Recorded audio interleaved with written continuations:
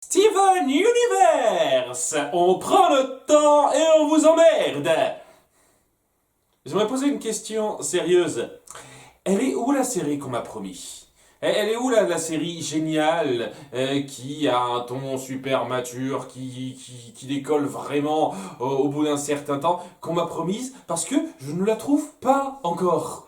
Oui, oui, il y a des épisodes qui se démarquent en bien, c'est vrai, mais ça reste une minorité, et globalement, si on a un niveau qui vaut vraiment pas plus que celui de la saison 1, j'irais même dire que c'est pire que la saison 1, parce que au moins la saison 1, les conneries qu'on sert, les pertes de temps, peuvent se justifier par le fait que nos gemmes n'ont rien d'urgent à faire.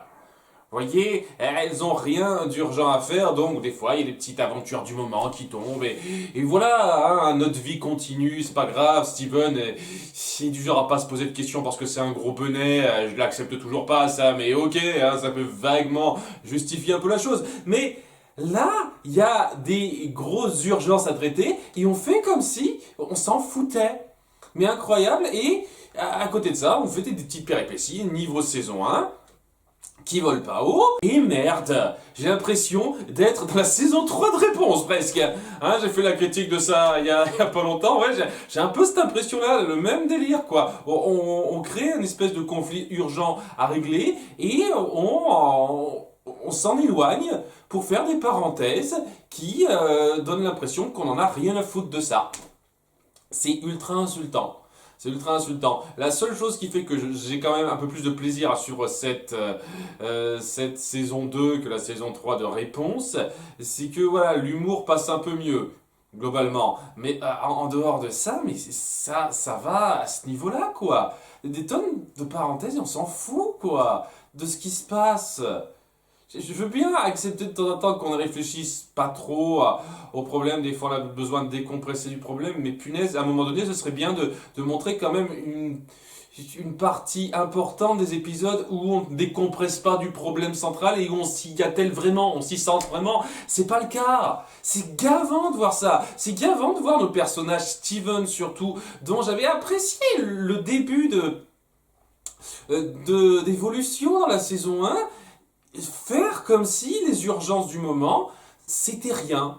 Je fais avec, j'y pense pas trop, ça me touche pas plus que ça, voilà. Merde, voilà, merde. On en est à la moitié de la saison, putain. On en est à la moitié de la saison et il y a quasiment rien qu'à progresser, à part des petites bribes de quelque chose qui, honnêtement, aurait pu ne pas se faire. Je veux dire, l'épisode où on passe du temps sur Péridot qui a créé des espèces de petites fusions de d'éclats de gemmes, on aurait pu limite zapper ça, que ça aurait été pareil par rapport à ce qui se résoudra autour d'elle. Je vois pas ce que ça a de si vital de montrer ça par rapport à la résolution de son conflit. Et le rêve que fait Steven où il est en connexion avec Lazuli, eh ben... il fait plus rien après et honnêtement ouais le fait que Lazuli finisse par tomber dans cette espèce de mélange de fusion d'esprit oui ça aurait pu se deviner sans ça quoi. Vraiment c'est incroyable quoi, le peu qu'on nous montre c'est limite dispensable et on fait et c'est tellement rare, tellement peu fréquent que ça a presque aucun impact. Ce qui fait que ouais quoi, j'arrive à apprécier les épisodes indépendamment comme ça une partie du temps parce que voilà, si on les voit indépendamment, ça passe. Il y en a même certains qui sont très bons, mais punaise, pris comme ça, je vous jure, ça me gonfle, hein. Ça me gonfle particulièrement, hein. Ah. Bon, c'est parti. Alors le premier épisode va être centré sur Onian. Ouais, trop génial. Il m'avait manqué ce petit con. Où on voit Steven qui se prépare un petit hamburger à la cool. Hein. Ah, c'est pas comme s'il y avait des trucs super graves pour éliminer ou quoi que ce soit. Hein. C'est à la cool, je me prépare un petit hamburger. Qu'est-ce que je dois prendre? Ah, ici je prenais des oignons. Ah merde, il y a Onion qui me les pique à ce moment-là. Il adore s'infiltrer chez lui oui, ce mec est un stalker quoi. Onion est un putain de stalker. Et ouais, au moment où il se barre, il finit par le suivre, Steven, pour qu'il lui rende son sac d'oignons. Des oignons frits, des oignons secs, hein, je ne sais plus exactement ce que c'est. Et il et il finit par tomber dans le garage de sa maison où il y a des tonnes de peinture d'améthyste. Voilà, améthyste qu'on a vu au tout début de l'épisode, qui est assez maussade de la situation entre Pearl et Garnet, parce que c'est ça qui est important maintenant. Pearl et Garnet sont en froid, pas surtout Garnet envers Pearl, et elle se sent un peu dépassée par ça. Voilà, et c'est ça qui la rend assez maussade, qui la fait broyer un peu de noir. Ok, vous êtes toujours là-dessus. Je pensais que le début de développement qui a été fait dans l'épisode précédent, l'épisode 12, montrait que Garnet commençait un tout petit peu à pardonner à Pearl, mais apparemment il y a encore du chemin à faire. Ok, très bien. Vous voulez rester là-dessus? D'accord, c'est vrai qu'il n'y a rien de plus urgent à faire sur le coup, hein. Donc, ouais, quoi, il y a Améthyste qui le suit pour découvrir le garage, mais il s'avère que ces dessins ne sont pas ces peintures ne sont pas d'Onion, mais de sa mère, qui s'appelle Vidalia, si je ne m'abuse. Oui, il me semble que c'est ça, Vidalia. Vidalia, donc, qu'on avait vu avant dans le flashback de Greg, de sa rencontre avec Rose, qui était une groupie, enfin une femme de passage avec laquelle Marty a couché rapidement. On l'a montré comme ça, hein, ça m'a tellement pas marqué ce truc-là, mais la seule raison pour laquelle je m'en souviens, c'est parce que au moment où j'ai sorti une vidéo sur cet épisode-là, il y a quelqu'un qui a fait un petit commentaire sur ça, ça m'a un petit peu resté en tête, ah oui, attendez, ah oui, oui, c'est ça, d'accord. Est-ce qu'il faut s'attendre à quelque chose de particulier de cette révélation, puisqu'on y fait référence aussi, hein. Ce qui m'a rappelé à ça, c'est le fait que Vidalia il fasse référence aussi, quoi. Les deux trucs ont fait clic et dans ma tête, et puis ah oui, d'accord. Ok, c'est bien ça. D'accord. Et oui, est-ce que c'est important ce détail? Puisqu'on va apprendre genre que Marty est le père est le vrai père de Sour Cream ou un truc comme ça. Est-ce que ce personnage réapparaîtra? Parce que ça semblait vraiment Marty être un personnage de passage, quoi, une espèce de caricature du méchant manager qui pense qu'à sa pomme et qui considère rien en bien, quoi. Mais est-ce que vous comptez le remettre en avant? Il y a beaucoup de personnages que vous essayez de mettre en avant dont je ne vois pas trop l'utilité, hein, comme Ronaldo par exemple, hein, et Onion. En tout cas, ouais, le fait est que Vidalia est en fait une ancienne copine d'Améthyste. Voilà, elles se sont croisées, fréquentées pas mal de fois lorsque Greg était avec Rose. J'imagine que ce qui les a fait ne plus se fréquenter, c'est la mort de Rose. Et c'est des retrouvailles assez touchantes où elles se retrouvent bien, quoi. Elles ont des caractères très similaires et il y a quelque chose d'assez positif envers elle. Elle raconte sa vie comme quoi elle s'est mariée avec un marin après l'histoire avec Marty, ce qui est assez bizarre parce que elle connaît quand même Sour Cream, Améthyste. Donc ça semble vouloir dire que, oui, que Sour Cream est l'enfant de Marty, en fait. Oui, ça a l'air de coller, en gros, dans la logique. En fait, c'est maintenant que je m'y penche. Mais bon, voilà. Elle a une tête au passage qui rappelle une gousse d'ail, parce que c'est drôle. Voilà, voilà, quoi, ça va être les retrouvailles, le moment où Améthyste sentira un petit peu un poids en moins sur ses épaules en retrouvant son ancienne amie, où elles auront quelques petits moments un petit peu jolis ensemble. C'est ce qui arrive à pas sauver l'épisode, mais à le rendre un peu plus supportable qu'il ne l'est. Voilà, à le rendre moyen, je dirais. Je vais dire qu'il est moyen cet épisode. Il est pas mauvais, il est moyen. Voilà, et essayons d'être gentils, parce que la grosse moitié, ce sera autour de Steven et Onion, qui est toujours un psychopathe. C'est un gamin psychopathe. C'est censé être drôle, moi je trouve ça juste flippant et perturbant, et je sais pas ce que vous essayez de faire avec ça, quoi. Il y a Onion qui fait n'importe quoi avec sa nourriture, on l'entend pseudo-parler, c'est-à-dire qu'il a le même langage à la con que son père. Il fait boum boum boum boum boum boum boum boum, et sa mère comprend. C'est un langage qui existe. Je connaissais pas, ça, c'est une dérive du patois, c'est quoi ce truc? Je ne sais pas. Bref, ouais quoi, il tient à passer du temps avec Steven, il est ultra flippant, à un moment donné il lui montre une vidéo de son accouchement, de l'accouchement de sa mère lorsqu'elle était enceinte de lui. Putain, mais je vois pas en quoi c'est drôle ou intéressant, c'est juste un psychopathe quoi. Est-ce que vous comptez en faire quelque chose à part créer un gros malaise? C'est tout ce que ça crée du gros malaise ce truc. Du malaise dont je ne comprends pas du tout l'intérêt. Ça vole pas super haut quoi que ce soit.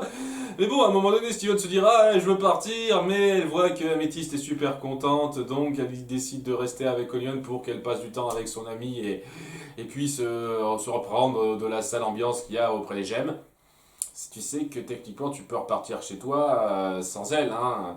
T'as fait le trajet jusqu'ici sans elle, tu peux faire le retour jusqu'à chez toi sans elle, hein. Ça se force pas à partir, à la faire partir, mais bon, hein, ça le force à rester un peu plus avec Onion qui, en se montrant de plus en plus bizarre, finit par être un peu gentil, en lui montrant une collection de Geiss. Voilà, c'est cette espèce de jouet à la con qu'on avait vu dans l'épisode centré sur lui dans la saison 1. Là où il montre ce coup-ci qu'il est gentil en lui donnant une de ses figurines. Et c'est bien. Il est un peu touché par ça et à la fin il est toujours mis mal à l'aise par le comportement super bizarre d'Onion alors que Métis et Vitalia se promettent de se revoir. C'est bien. C'est bien, c'est bien. Je sais pas. S'il n'y avait pas vraiment les moments un peu jolis, un petit peu touchants autour de Vidalia et Améthyste et cette espèce de petit lore qu'on instaure, j'aurais vraiment détesté cet épisode. Rien que pour ce besoin maladif de foutre Onion en avant.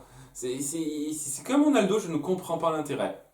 Qu'est-ce que ce personnage a de si génial pour vous? Je ne comprends pas. Vraiment. Enfin bref, voilà, cette partie autour d'Améthyste et Vidalia parvient à rattraper une partie de la chose. C'est pour ça que dire que c'est moyen, mais voilà quoi, une fois de plus, en jugeant ça intrinsèquement. Si je vais vraiment juger ça par rapport à ce que ça apporte à la série, ça me casserait les couilles de voir qu'on perd du temps sur une parenthèse comme ça en faisant comme si les urgences du moment n'étaient rien du tout. Alors, en particulier, à un moment donné, quoi, au milieu de l'épisode, lorsque Steven dit ce serait peut-être bien de partir, et où Améthyste dit oh ça va, on n'est pas pressé, on n'a rien à faire. On n'a rien à faire. Voilà, comme tu veux, va te faire foutre, va te faire foutre. Sérieusement, ça me gonfle ça me gonfle particulièrement ça. Et ouais, c'est pareil pour l'épisode suivant, où on part sur un petit délire à la con, où on ne poursuit rien des urgences du moment. Et oui, plus ça avance, plus Steven me gonfle de tout prendre à la légère et de ne montrer aucune inquiétude pour la situation en cours. On l'a montré dans la saison 1, s'inquiéter de Lazuli, s'inquiéter même un petit peu de Péridot, essayer de comprendre ce qu'elle veut, qui elle est, essayer de la considérer autrement que comme une bête ennemie. Mais là, il fait comme si les choses étaient là, comme ça. Je prends, je continue ma vie, j'y réfléchis pas trop, aucun souci. Merde, quoi. Ça me fait chier de le voir régresser à ce niveau-là avec la situation qu'on a. Il devrait pas être à ce niveau-là où j'en ai rien à foutre. Ça me gonfle particulièrement, je vous jure, hein. Hein, mais voilà, une fois de plus, si on prend l'épisode à part, totalement indépendamment de ça, ça allait.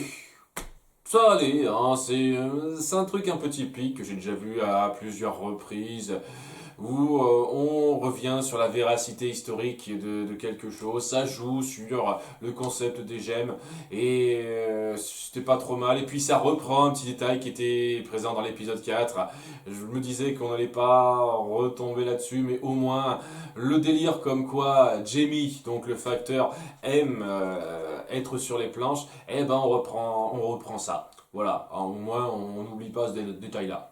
Enfin bref, voilà, ça commence comme ça, donc Jamie qui croise Steven et qui lui dit qu'il prévoit de jouer une pièce de théâtre et qu'il a besoin de gens pour y participer. Il n'y a que lui qui intervient parce que les autres s'en foutent, ce qui est un petit peu bizarre, mais bon, hein, à nouveau c'est un petit village de Pecno qui fait à peine 50 habitants, donc j'imagine que c'est compréhensible.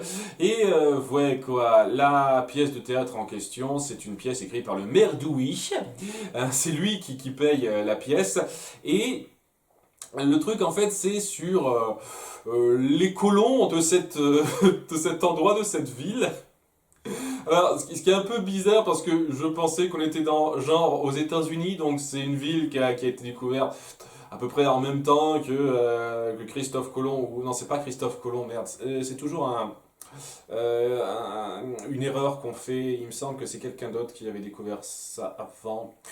Je ne sais plus, mes connaissances en histoire sont un peu limitées. N'hésitez pas à me reprendre. Enfin bref, voilà. Au moment où les Amériques ont été découvertes, il me semble que la plupart des villes ont été découvertes à partir de là, quoi. Donc les villes du continent en particulier, ben il n'y a pas vraiment de... Enfin, il y a des colons, il y a des gens qui les ont construites, ces villes, etc. Mais c'est pas en venant par la mer et en accostant sur une plage en disant «Ah, j'ai découvert ça», quoi. En règle générale, c'est des gens qui accostent par les ports qui ont été créés et qui ont construit ces villes et ces villages-là à partir de matériaux du coin, quoi. C'est pas comme... Enfin bon, je sais pas. À nouveau, hein, n'hésitez pas à me reprendre, je ne m'y connais pas très bien, mais je trouve ça un peu bizarre, la façon dont c'est montré. Enfin bref, quoi. Il y a donc un certain temps, l'ancêtre du maire Dewey, parce que oui, c'est un truc familial, hein. William Dewey était un grand navigateur, d'après donc la pièce qu'il a écrite, qui était ultra parfait, il se transformait en géant de 15 mètres quand il le voulait, des conneries comme ça, n'importe quoi.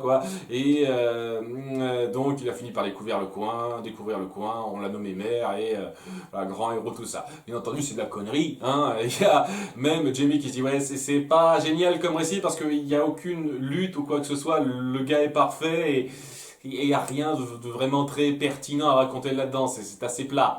Hein, le maire, bien entendu, n'entend pas de cette oreille qui dit arrête, c'est moi qui paye ta pièce, alors tu fais comme je veux. Hein, et il va vite outrepasser ça, mais bon, hein, le truc important, c'est que Steven va venir en parler rapidement à Pearl, qui est toujours aussi dévastée du manque de relation qu'elle a avec Garnet maintenant, parce que ouais, nouveau, on fait toujours pas progresser ça. Voilà. Et oui, Garnet, Pearl finit par lui dire que ouais, c'est un tissu de conneries. Hein, ce qu'il y a sur cette pièce, ça s'est pas du tout passé comme ça, parce qu'elle y était, elle. Alors, à partir de là, ils vont écrire un autre script, une autre pièce. J'ai l'impression qu'ils font ça super vite aussi, quoi. C'est comme si ça se faisait comme ça. Mais vraiment, quoi. L'écriture, ça se fait super vite en l'espace de quelques heures, apparemment. Et apparemment, apprendre un texte aussi, ça se fait très vite. Hein. Bah, ça donne cette impression-là, vu à quel point ça s'enchaîne. Et que, ouais, sinon, ça veut dire quoi? Ça fait une semaine qu'ils se sentent là-dessus sans que rien ne progresse dans les recherches pour Lazuli ou Péridote et Pearl, Garnet, ça n'a rien progressé. Ça donne cette impression-là. Un cas comme l'autre, c'est un peu grossier. Donc je préfère croire que ouais, ça va super vite. L'écriture, mémoriser son texte, les accessoires, tout ça, ça va super vite. On a acheté ça en l'espace d'une heure, on a tout installé en une demi-heure, on a lu notre texte 2-3 fois, on le connaissait par cœur. Voilà, hein. On va dire que c'est super facile, super pratique comme ça. C'est exactement comme ça que ça marche, le théâtre. Et donc... Ils finissent par jouer la pièce qui leur a été inspirée donc par Pearl qui leur raconte un petit peu ce qui se passe et on sent un petit peu dans leur façon de jouer ça que déjà il y a quelques blagues de Steven qui passent et que ouais elle met un peu plus en avant certains personnages que d'autres. Hein, voilà, parce que voilà, hein, le pionnier William Dewey était en fait un petit peu un loser. Enfin, je pense que c'est un petit peu un truc qu'ils ont forcé. Hein. Apparemment, c'était juste quelqu'un de pas si fort que ça, parce qu'elle n'est pas censée savoir des détails comme ça, je pense, Pearl. Hein. De ce qu'on en voit, elle l'a juste rencontré de temps en temps lorsqu'il voguait dans le coin. Donc, je pense qu'ils ont rajouté ça un peu par eux-mêmes.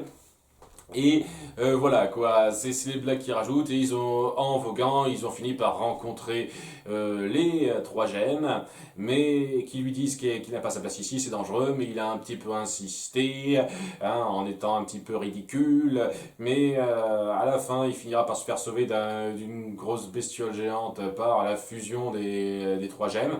Semble-t-il, hein. On voit ça qu'en nombre, hein. Ils se donnent, ils font avec les moyens qu'ils ont. J'avoue que ça illustre bien la chose. Et après, grâce à ça, ça l'a un petit peu convaincu de rester dans le coin et de persévérer en dépit de ses échecs. Et voilà quoi, en dépit du fait qu'il a été un peu malmené ce personnage, on voit qu'il lâchait pas l'affaire et donc les gens étaient touchés par ça. Le maire qui était au début pas super convaincu par ça se dit ah ouais c'est cool, ça donne une bonne image en fait, c'est bien, c'est bien. Donc il est content et apparemment Jamie a l'air bien parti pour commencer une petite carrière. Dans le coin, hein, de pas beaucoup, mais bon, hein, au moins c'est bien qu'on rebondisse là-dessus par rapport à l'épisode 4. Ouais.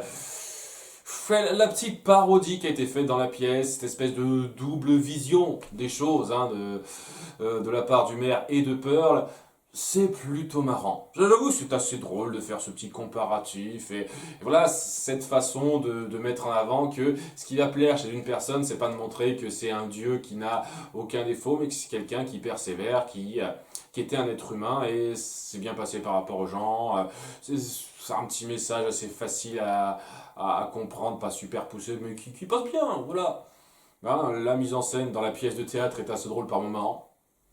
Ça le fait, ça le fait. Honnêtement, je n'ai pas trouvé ça hilarant, mais ça le faisait quoi. Je veux dire, le moment où Jamie imite Pearl puis Garnet, j'avoue que ça m'a fait un petit peu rire, voilà. Et bon, le problème, une fois de plus, c'est que c'est un moment où il y a énormément de trucs urgents à gérer et putain, on devrait pas perdre de temps là-dessus, merde. C'est particulièrement gavant. Et punaise, on va en avoir d'autres des épisodes comme ça. Est-ce que je dois attendre à vraiment la toute fin de la saison 2 pour que vous fassiez enfin progresser les intrigues que vous avez implantées à la fin de la saison 1? Parce que je vous jure, ça commence à me gonfler. 14 épisodes dedans, vous avez à peine fait progresser quoi que ce soit. C'est chiant, c'est un peu chiant, je suis désolé. Donc ouais, il y a ça. Et je le dis clairement, pour l'instant, je préfère la saison 1 à la saison 2 hein, à ce rythme-là. Ouais, la saison 1, au début, surtout dans la première moitié, il y avait beaucoup de moments de perte de temps qui me gênaient, mais ces pertes de temps n'étaient pas aussi ennuyeuses du fait qu'elles pouvaient justifier un peu mieux. Là, c'est particulièrement gavant, quoi, ces pertes de temps-là par rapport au récit central que vous mettez en place. Et ça me gonfle un petit peu de voir ça. Ça me gonfle un petit peu de voir ça. Mais bon, globalement, le premier épisode était moyen, le second était acceptable, à peu près correct. C'est rien de très transcendant, quoi. Et cette saison 2, pour l'instant, elle me convainc pas trop. Hein. Je veux dire, ça va, elle se regarde. Elle se regarde, hein. Je passe pas un mauvais moment, globalement, mais... Waouh, c'est loin de devenir le grand chef-d'œuvre qu'on m'a promis que ce serait, hein, très loin. Hein, je vois vraiment pas ce qu'il y a de si extraordinaire là-dedans. Hein. Peut-être que ça s'arrangera par la suite. A bientôt pour 3 épisodes plutôt que 2 ce coup-ci. Hein, je vous expliquerai comment ça se fait lorsque qu'on y sera demain. Au revoir.